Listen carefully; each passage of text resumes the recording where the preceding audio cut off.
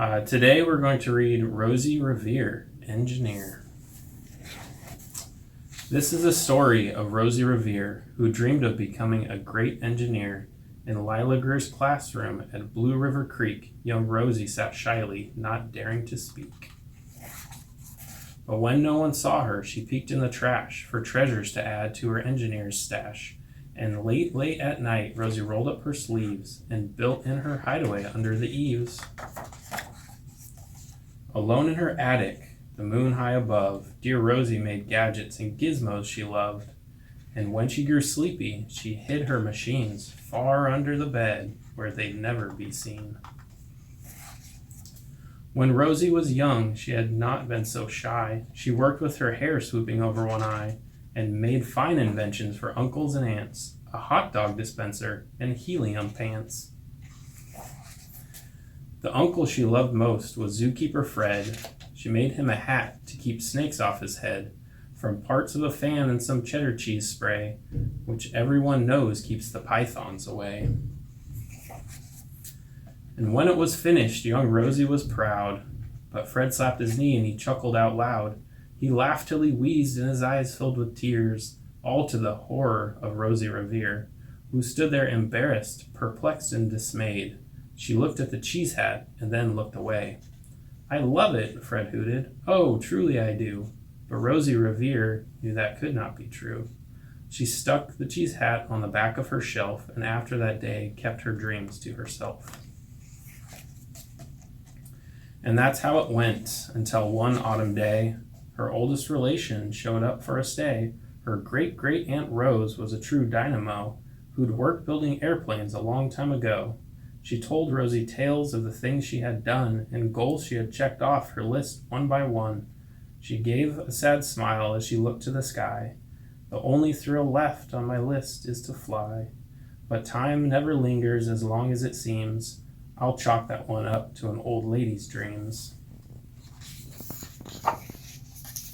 That night, as Rosie lay wide-eyed in bed, a daring idea crept into her head. Could she build a gizmo to help her aunt fly? She looked at the cheese hat and said, "No, not I." But questions are tricky, and some hold on tight, and this one kept Rosie awake through the night.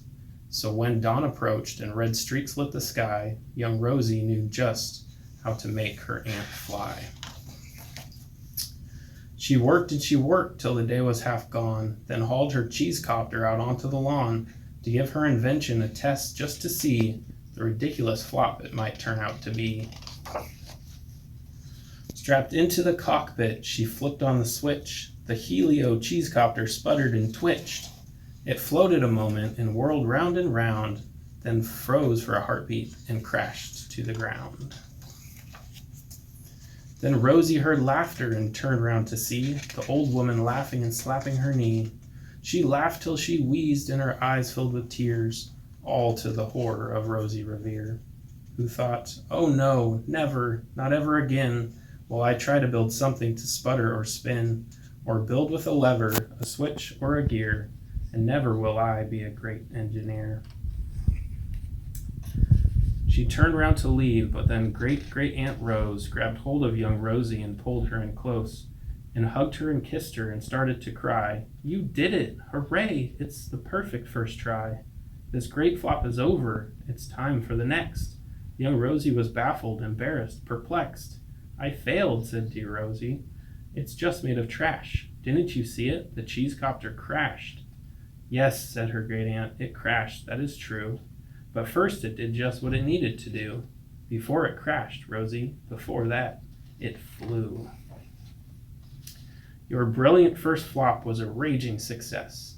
Come on, let's get busy and on to the next." She handed a notebook to Rosie Revere, who smiled at her aunt as it all became clear. Life might have its failures, but this was not it. The only true failure can come if you quit. They worked till the sun sneaked away to its bed. Aunt Rosie tied her headscarf around Rosie's head and sent her to sleep with a smile ear to ear, to dream the bold dreams of a great engineer.